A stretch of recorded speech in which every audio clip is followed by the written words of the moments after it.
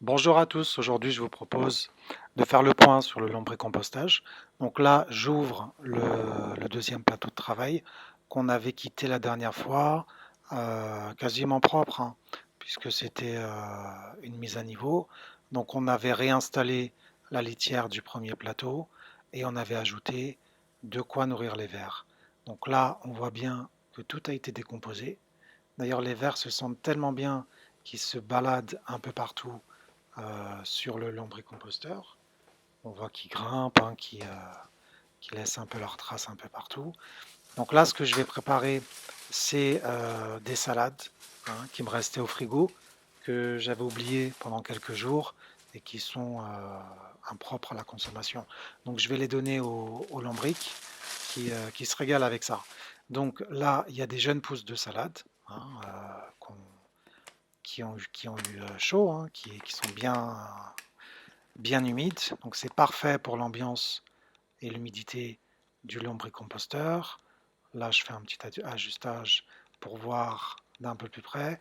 Mais je ne comprends pas pourquoi il ne me fait pas l'autofocus. Bon, c'est pas grave. On verra qu'il le fera juste à la fin, au moment où le plan se termine.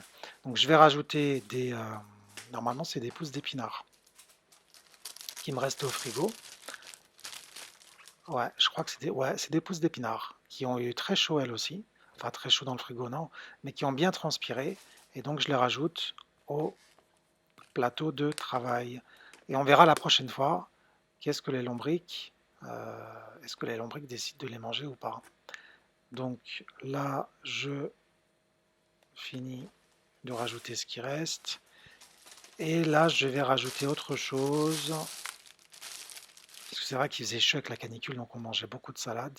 Mais comme on s'est absenté quelques jours, ça n'a pas tenu dans le frigo. Donc c'est de la mâche. Voilà. Donc je rajoute un peu de mâche. Vous voyez les gouttes, c'est très très humide, hein. C'est parfait pour l'ambiance du lombricomposteur. Ça va rajouter de l'humidité. Surtout qu'on n'a toujours pas de lambrité. Donc il n'y a pas de jus qui se dégage encore du lombricomposteur. Mais c'est normal parce que la litière, elle n'était pas bien trempée. C'est ce que j'avais installé en tout premier dans la première vidéo. Vous savez, le mélange que j'avais fait dans la bassine verte, c'est la litière à base de fibres de coco que j'avais pas assez humidifié. Donc je pense que c'est ça qui a absorbé toute l'humidité, plus la feuille de papier qu'il y avait au fond pour retenir les lombrics dans leurs premiers jours d'installation. Là, je rajoute des fibres de carotte.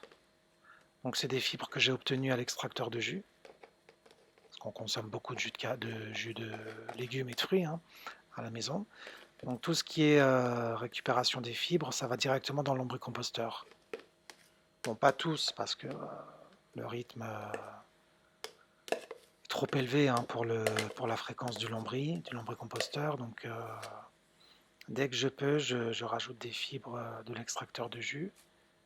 Voilà, donc j'essaie de bien répartir pour que chacun puisse trouver sa source de nourriture.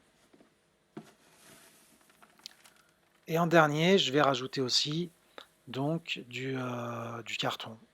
Du carton parce que faut essayer de faire normalement, il faut essayer de faire un mélange 50-50, voire 70 de carton, 30 de fibres de légumes et fruits, mais là j'avais pas. J'avais pas, donc j'ai mis ce que j'avais.